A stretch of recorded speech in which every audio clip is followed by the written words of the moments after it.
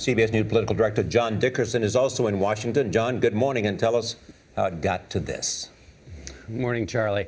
Well, it got to this essentially because in the House, John Boehner tried to find, and other Republican leaders tried to find a way to deal with two issues. One, they've got to continue funding the government, but the other is that they've got this group of conservatives in the House who want to tie the defunding of Obamacare to that funding of government. The Republican leaders had a kind of clever trick that would kind of split that in half, allow everybody to get what they want. Conservatives revolted, said, no games.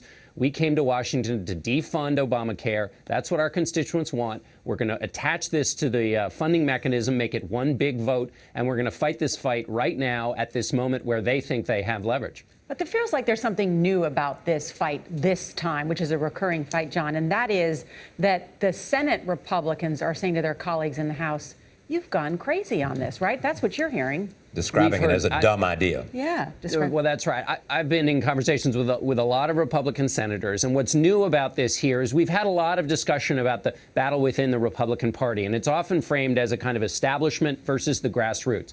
But what you have here is you have conservative Republicans, people with real credentials. Ron Johnson, the senator from Wisconsin, is one I talked to.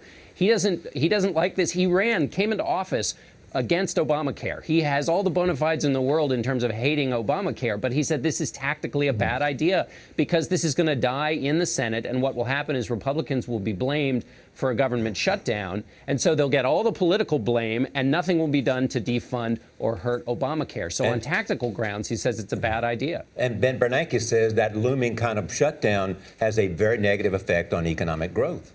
That's right. And that's why the Chamber of Commerce is putting pressure on Republicans. And people should remember there are two fights here. There's the fight over funding the government, which has an economic impact, but then the follow-on fight, which is coming, which will have all the same kind of debates and fights between different factions. And that's the fight over the debt limit. And if the fight over funding the government is bad for the economy, the debt limit fight will be catastrophic. And so if this how this fight goes is a bit of a prelude. And that's one of the things that's in the mix here is Republicans, on the one hand, feel like they're going to lose leverage in that debt limit fight to come. Others say, of course, no, we need to have this fight now to put us in a better position for that fight. Anyway, the bottom line is lots of fighting to come. Thanks, John.